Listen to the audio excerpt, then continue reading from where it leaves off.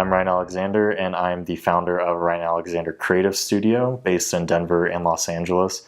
We provide a variety of creative services like branding, web design, and event production to clients internationally. So as with any industry, reading the fine print is always very important, and knowing what you're signing off on, especially if you're dealing with a contract and hiring a service provider. And a lot of service providers will try and get really clever with their contracts so that it limits their clients from doing certain things with the products that they're actually purchasing. And a lot of times clients don't even know that it's happening. So in a way, a lot of these service providers are actually tricking their clients and taking advantage of the lack of knowledge that they have of licensing and creative rights in the creative industry. So at one particular agency that I had worked at earlier on in my career, we had contracts with our clients that had a couple of different clauses so that it made the agency the owner of the rights to certain things. In this specific example, the agency actually owned the rights to packaging designs for some of our clients. So essentially this meant that the agency was the exclusive provider for any branded packaging designs that this brand wanted to use. So the main reason behind this was that it's a way to really keep the brand cohesive and keep everything under one roof and to keep the designs consistent, which absolutely makes sense, but the implementation of it always doesn't go so well, and it doesn't always make the client so happy. And so one day we'd been actually working on some other various projects with this client, and they had brought up that they were looking into some different packaging designs with another company, and they were, more affordable. And that was the main reason why they were going elsewhere.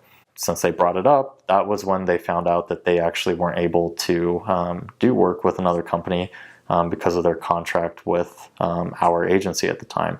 So long story short, we had this client who was still working with us on several different things. We had a great relationship with them, and they just wanted to go elsewhere for one thing, and they couldn't. Because of that, they didn't want anything to do with the agency at all.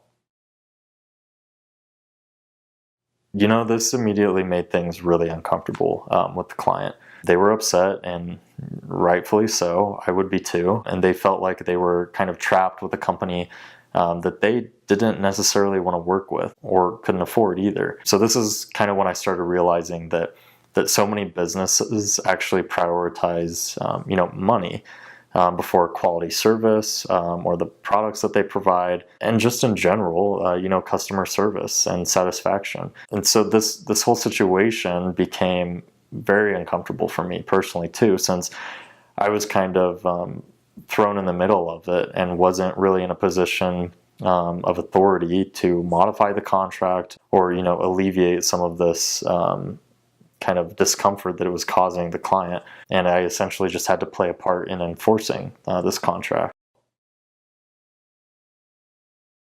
After this whole situation, I knew that I definitely never wanted to be responsible for that kind of situation again, or just be a part of a situation like that again.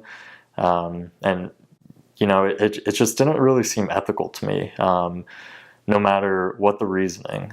And I think a lot of entrepreneurs that you'll talk to will tell you that they actually base a lot of their business models around a lot of best practices that they've learned from working at other companies, as well as worst practices that they've also encountered. And this was one of those worst practices for me. And this was one of the things that I kept in mind when we were building out our contracts here at our studio now. And that has made it so our clients own what they pay for, and when they're completed, they have the freedom to go elsewhere if they choose to as well. My thoughts on the whole thing are, if someone wants to continue to work with you, they will. You don't have to lock them into an agreement and force them to stay with you. And on the flip side, I think about, well, if they don't want to work with you, why would you actually want to force them to continue to work with you? And it just becomes a very unhealthy and miserable, actually, working relationship. And it obviously put, a bad taste in their mouth for the agency, and the reputation in their eyes of the agency. So it really changed the working relationship drastically and ultimately ruined it. This particular issue obviously did not end too well. The client paid the fee to get ownership of the designs that we'd been working on with them, and they canceled every other project they had running with the agency, and ended their contract altogether. So that contract clause and the way we handled that situation actually lost the agency this client who was a loyal customer who was bringing us a lot of money, and in turn it became a total lose-lose situation for the agency.